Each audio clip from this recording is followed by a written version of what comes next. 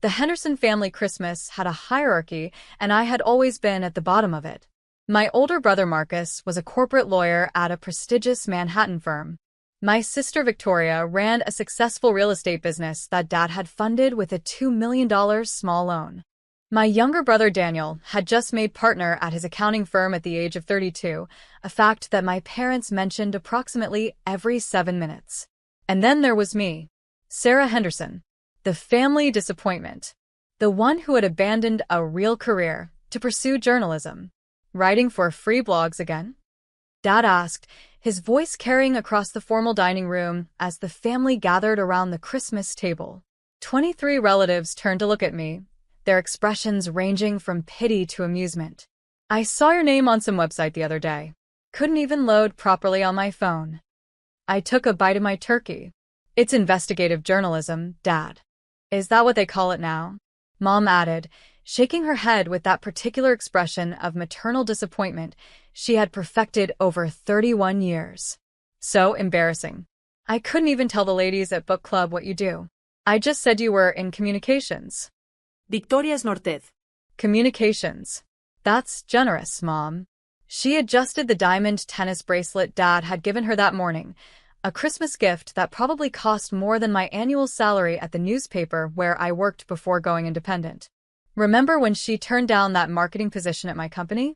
Could have been making 6 figures by now. I remember, Dad said, his disappointment thick enough to carve. Instead, she's living in that tiny apartment, writing stories nobody reads about things nobody cares about. I continued eating. The cranberry sauce was particularly good this year. Marcus leaned forward, his Rolex catching the light from the chandelier. I tried to read one of your pieces last month, Sarah. Something about pharmaceutical companies? Couldn't get through the first paragraph. Too dense. Too boring. That's probably why you're not getting any traction. Maybe if you wrote something people actually wanted to read, Daniel chimed in, like lifestyle content, recipes, travel tips, something with mass appeal. That's not the kind of journalism I do, I said quietly. That's the problem, Dad said. You don't do the kind of journalism anyone wants. You spend months on these investigations that get, what, a few hundred views? Meanwhile, your siblings are building real careers, contributing to society. You're 31 years old, Sarah. When are you going to grow up and get a real job? Aunt Patricia, Mom's sister and the family's unofficial gossip coordinator, took this as her cue. I was just telling Helen last week that it's such a shame about Sarah. All that education, all that potential, and she's throwing it away on these little blog posts. And still single. No husband, no children, no career to speak of. It must be so hard for you, Margaret. Mom nodded solemnly. It is, Patricia. It truly is. We did everything right with her. Private schools, the best opportunities. And this is what we get. At least she's not asking us for money anymore, Dad muttered, though loud enough for everyone to hear. That's one improvement, I suppose. I hadn't asked them for money since I was 24. But pointing that out would only extend the conversation, so I reached for more mashed potatoes instead. Cousin Bradley, Victoria's husband and the family's resident finance expert, decided to pile on. You know, Sarah, I ran some numbers the other day. Just out of curiosity. Based on what you would have earned if you'd taken the marketing position Victoria offered, you've lost approximately $400,000 in potential income over the past 7 years. That's not counting compound interest, retirement contributions, or benefits. Thank you for that analysis, Bradley, I said. I'm just saying, from a purely financial perspective, your choices have been suboptimal. He adjusted his designer glasses with a self-satisfied smirk. Some people just aren't built for success, I suppose. No shame in that. My younger cousin Melissa, fresh out of business school, chimed in. I actually read somewhere that journalism is a dying industry. Like, literally dying. Print media is collapsing, digital journalism doesn't pay anything, and AI is about to replace whatever's left. Have you thought about pivoting to something more sustainable? Content marketing, maybe? Or social media management? Those are actually in demand. I'll keep that in mind, I said, taking a sip of water. Uncle Richard, Dad's brother and a retired banking executive, leaned forward with the expression of someone about to deliver profound wisdom. The problem, Sarah, is that you've always been too idealistic. Too concerned with making a difference instead of making money. In the real world, idealism doesn't pay the bills. You can't eat principles. You can't retire on righteousness. That's a valid perspective, I acknowledged. See, that's exactly what I mean, he continued. You're too agreeable. No killer instinct. In my day, I would have argued back, defended myself, but you just sit there and take it. That passivity is probably why your career never went anywhere. I simply nodded and continued eating. The passivity he was criticizing was, in fact, strategic patience. I had learned long ago that arguing with this family was pointless. They had already decided who I was. Words wouldn't change that. Evidence might. My phone buzzed in my pocket. I ignored it. It buzzed again. And again. Can you silence that thing? Victoria snapped. We're trying to have a family dinner here. Though I suppose you wouldn't know about professional etiquette working from your apartment in your pajamas. The phone buzzed again. I pulled it out just enough to glance at the screen. The name there made my heart stop for exactly 1 second before I schooled my expression back to neutral. Probably another rejection email, Marcus said with a laugh. Or maybe a request for free content. That seems to be all you're worth these days. I slipped the phone back into my pocket without answering. The timing would need to be perfect. The conversation moved on to the annual Henderson Achievement Parade. Marcus was handling a merger worth $300 million. Victoria had just closed on a waterfront property development. Daniel's firm had been featured in Financial Times. And what about you, Sarah?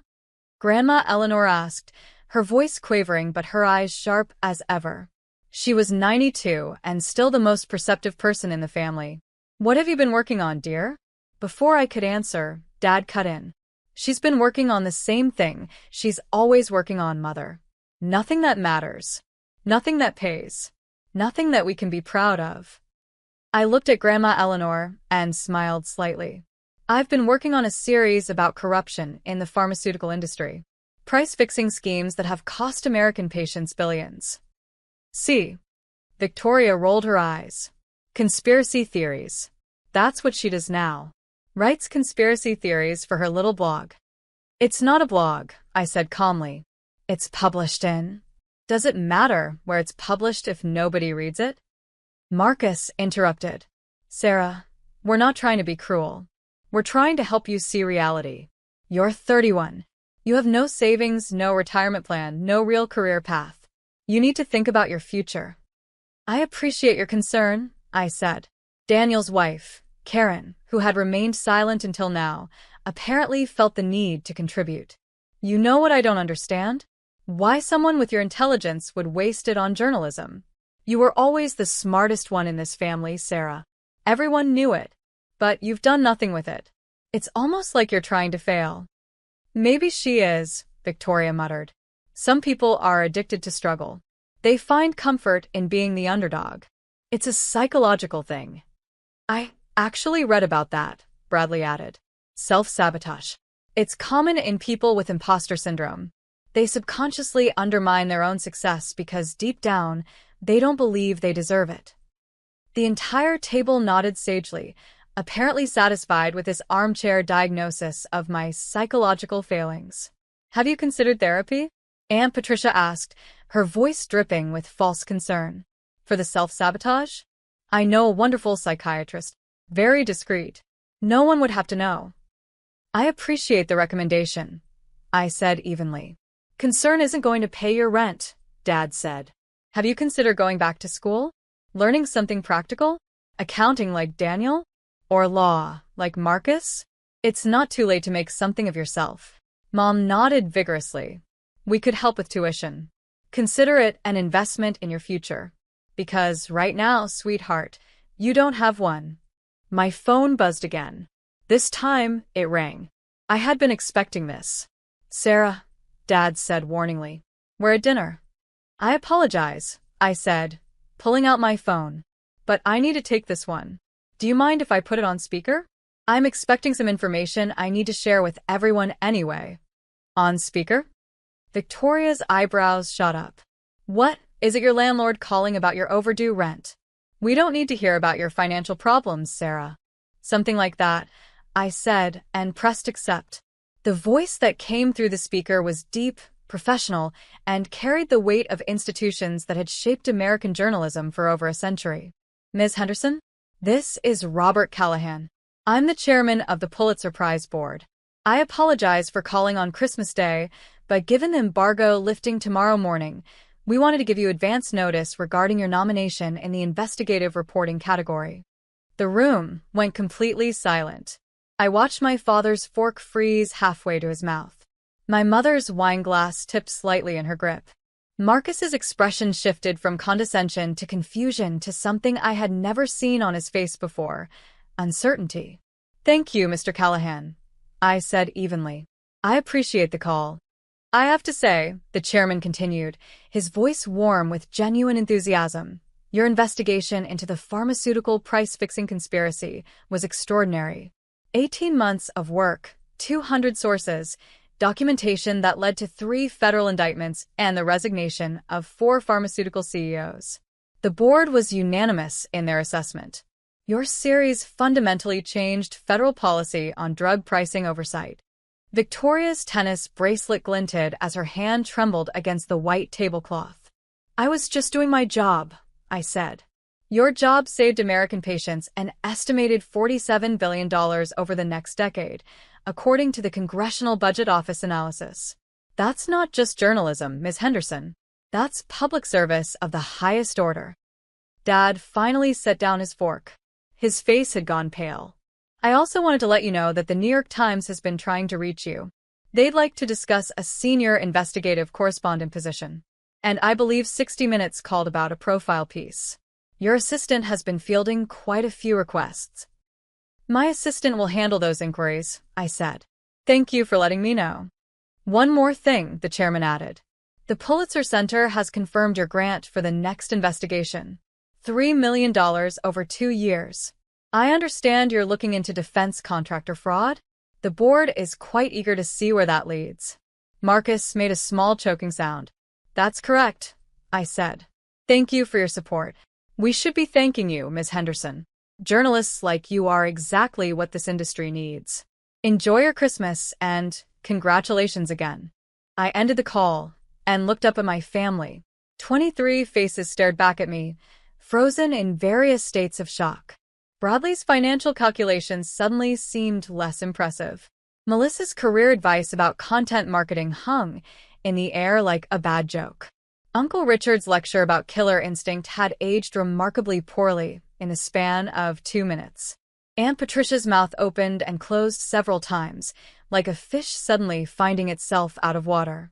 Her recommendation for a psychiatrist now seemed almost comically misguided. The cranberry sauce really is excellent this year, I said, reaching for my fork. Mom, is this Grandma's recipe? The silence stretched for exactly 12 seconds. I counted. Then everyone started talking at once. The Pulitzer Prize? Aunt Patricia's voice cut through the chaos. The actual Pulitzer Prize? I don't understand, Mom said, her wine glass now fully forgotten on the table, red liquid pooling against the white linen. You never said anything. You never told us. You never asked, I said simply. You assumed.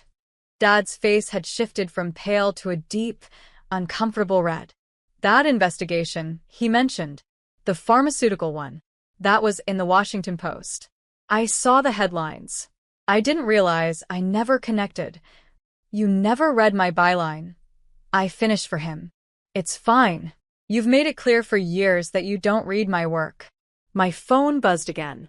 I glanced at it. Excuse me. This is the executive editor of the Washington Post.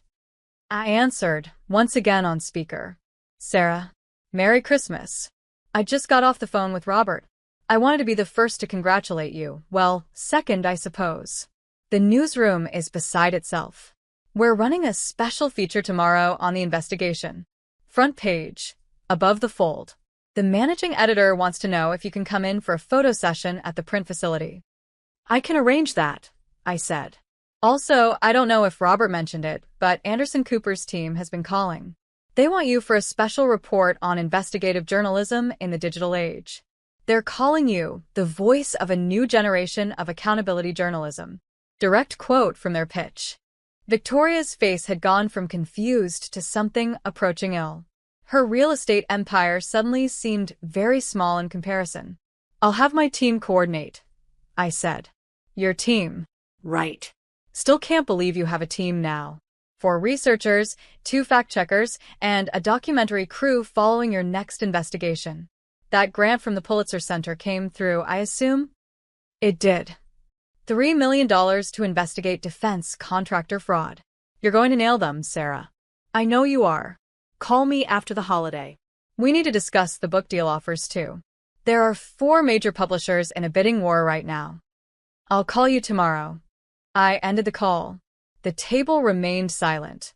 Even the children, usually oblivious to adult drama, had stopped squirming in their seats. You have a team? Daniel finally managed. You have a documentary crew? For the past 8 months, I said. The defense contractor investigation required more resources than I could handle alone. 8 months, Marcus repeated, his voice hollow. You've had a team for 8 months. A $3 million grant. Publishers fighting over your book. And you never said anything? I met his eyes evenly. When, exactly, was I supposed to mention it? Between being told my work was worthless and being informed I had no future? During the part where you said you couldn't get through the first paragraph of my boring investigation? The same investigation that just got nominated for a Pulitzer? Marcus had no response. My phone rang again. This time I laughed slightly. This is becoming a pattern. Do you mind? No one objected. Ms. Henderson? This is Jennifer Walsh, personal assistant to Senator Mitchell.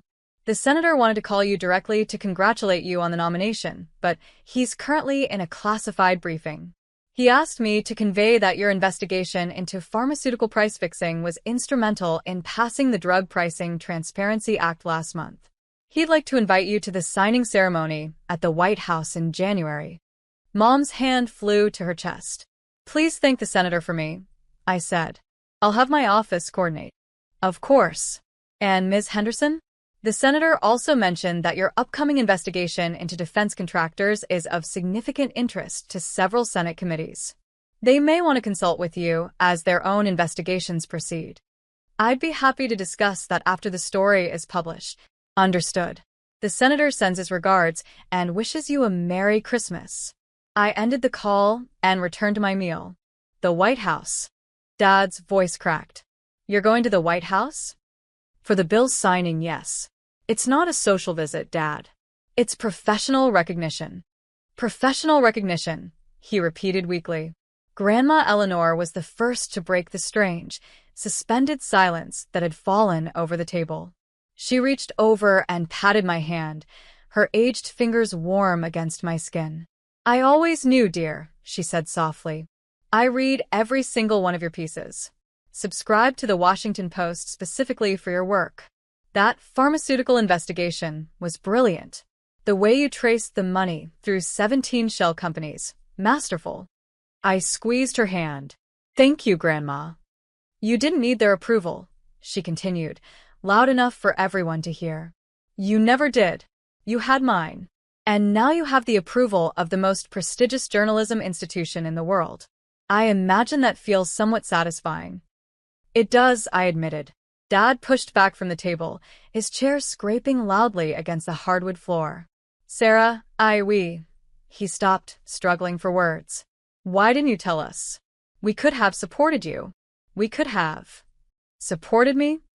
I kept my voice gentle, but the words still landed like stones. Dad, I have told you. Every family dinner, every holiday, every phone call. I told you I was working on important investigations. I told you I was published in major outlets. I told you I was making a difference. You chose not to believe me. You chose not to read my work. You chose to assume I was failing because my success didn't look like what you expected. Mom's eyes had filled with tears. We didn't know, sweetheart. We didn't understand. You didn't want to understand. I corrected gently. There's a difference. Marcus is a corporate lawyer who helps wealthy companies avoid accountability. Victoria sells overpriced properties to people who can barely afford them.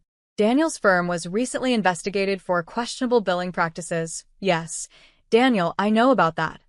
I'm an investigative journalist, remember? But those careers were impressive to you because they came with fancy titles and visible wealth. Daniel went pale. How did you? That investigation is sealed. I have sources everywhere, I said mildly. It's kind of my job. Victoria's face had gone from ill to furious, but she seemed unable to formulate a response. Her diamond bracelet caught the light again as she gripped the table's edge. The Pulitzer Prize, Aunt Patricia said suddenly, as if the words had just fully registered. The Pulitzer Prize. Do you know what that means? That's the Nobel Prize of Journalism. That's the most prestigious award a journalist can receive. Sarah, you're going to be famous. I supplied. Probably. The Washington Post feature runs tomorrow. 60 Minutes is filming next month. The book will be published next fall. And the documentary about the pharmaceutical investigation is already in post-production. Netflix acquired the rights last week. Netflix. Mom whispered. 7-figure deal. I confirmed. They're calling it the conspiracy you paid for. It's about how pharmaceutical companies colluded to overcharge American patients by billions while regulators looked the other way. The silence that followed was different from before. This wasn't shock or confusion. This was the slow, uncomfortable realization of exactly how wrong they had been, and for how long. My phone buzzed again. I checked it and smiled slightly. One more call, I said. This one's important. I answered on speaker. Sarah, it's David Chen from Columbia Journalism School. I'm calling because the board has made a decision about the endowed chair position. They'd like to offer you the Henderson Chair of Investigative Journalism. It comes with a full professorship, a research budget, and the opportunity to train the next generation of investigative reporters. The irony of the chair's name wasn't lost on us, by the way.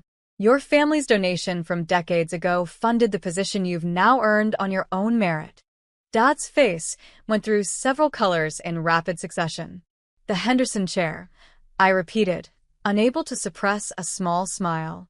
That is rather ironic, isn't it? Your grandfather established it 40 years ago, and now his granddaughter will hold it. I imagine he would have been proud. I hope so. Take your time with the decision. There's no pressure. But Sarah? Speaking personally, not as a board member, your work is extraordinary. The students at Columbia would be lucky to learn from you. Thank you, David. I'll be in touch after the holiday. I ended the call and looked around the table at my family. The same family that had spent the last decade dismissing my career, belittling my choices, and treating me as the household disappointment. So, I said pleasantly, how's everyone's turkey? No one answered. I finished my meal in a silence that was, for once, entirely comfortable. At least for me. As I helped clear the dishes, because some habits die hard, Marcus cornered me in the kitchen. His face was a complicated mixture of emotions I had never seen from him before. Sarah, he said quietly, I owe you an apology. A real one. Not just for today, but for years of. Save it, I said, not unkindly. I don't need your apology, Marcus. I never needed your approval. I just wanted you to see me. To actually see me, instead of the failure you decided I was. I see you now. Only because the Pulitzer Committee told you to. I put the last dish in the washer and turned to face him. I'm going to accept that chair at Columbia. And I'm going to keep investigating. And the next story is going to be even bigger. You can be proud of me or not. It doesn't change what I do or who I am. Victoria appeared in the doorway. Her face had lost its fury and now just looked tired. Sarah, she started. About what I said earlier, the blog comments, You called my Pulitzer-nominated investigation a conspiracy theory, I said evenly. About an hour ago. In front of the whole family. While I sat there knowing that tomorrow, the Washington Post would run a front-page feature about how that conspiracy theory changed federal policy and saved American patients $47 billion. Victoria's face crumpled. I didn't know. You didn't want to know, I corrected. None of you did. It was easier to have a family failure to feel superior to. It validated your own choices. I walked past them both, back toward the living room where the rest of the family was still sitting in stunned silence. Dad intercepted me in the hallway. His eyes were red.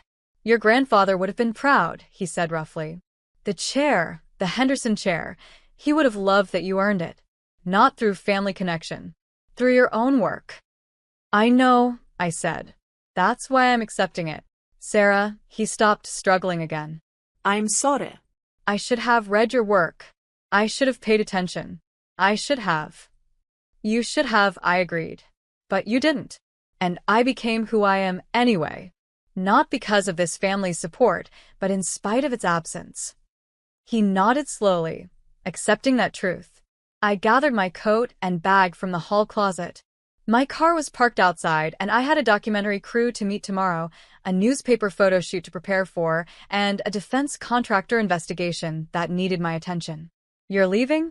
Mom appeared, her makeup slightly smeared from tears. But it's Christmas. We haven't even done presents yet. I think I've received enough today, I said gently. The phone calls, the validation, the looks on your faces when you finally understood. That's not fair, she whispered. No, I agreed. It's not. But neither were the last 10 years of being treated like the family disappointment. I think we're even now. Bradley appeared behind Mom, his earlier smugness completely evaporated. Sarah, about those financial calculations I mentioned, I didn't mean to imply. You implied exactly what you meant to imply, I said pleasantly. You were trying to quantify my failure in dollars and cents. Shall I tell you what the Netflix deal was worth? Or the book advance? Or the $3 million grant? Would that make your spreadsheet more accurate? He swallowed hard and said nothing. Melissa rushed up next, her business school confidence nowhere to be seen. Sarah, I was just trying to help with the career advice. I didn't know you were already that you had. Already successful? I supplied. Already accomplished? Already everything you assumed I wasn't. She nodded miserably. Here's some career advice for you, Melissa. Never assume you understand someone else's career better than they do. Especially when you haven't bothered to actually look at their work. Uncle Richard was the last to approach, his banking executive confidence notably diminished. That killer instinct comment I made was ironic, I finished. Given that I've spent the last 18 months methodically dismantling a pharmaceutical conspiracy that involved some of the most powerful corporations in America, I think my killer instinct is fine, Uncle Richard. I just choose my battles more carefully than you do. I kissed Grandma Eleanor goodbye, the only family member who had ever believed in me, and walked out into the cold December evening. Behind me, I heard the family erupting into frantic conversation. Questions about my work, my success, my future. All the things they could have asked at any point over the last decade, if they had cared enough to listen. My phone buzzed one final time as I reached my car. A text from my assistant. CNN, NBC, and BBC all requesting interviews for tomorrow. Also, the publisher's weekly announcement went out early.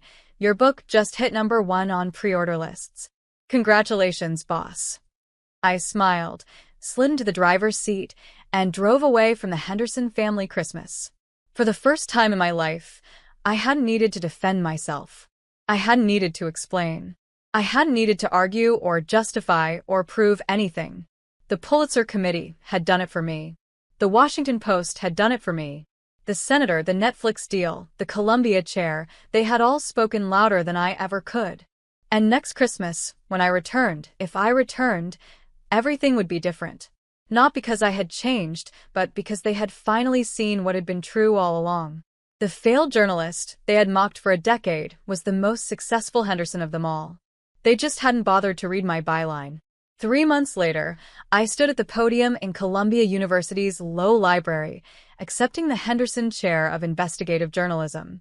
The ceremony was covered by every major news outlet. My family watched from the audience. All of them, for the first time in years, silent and respectful. The Pulitzer Prize ceremony followed in April. In my acceptance speech, I thanked my grandmother, my editors, and my sources, the people who had believed in me when it mattered. I did not thank my family. Some omissions speak louder than words. The Netflix documentary became the most watched in the platform's history.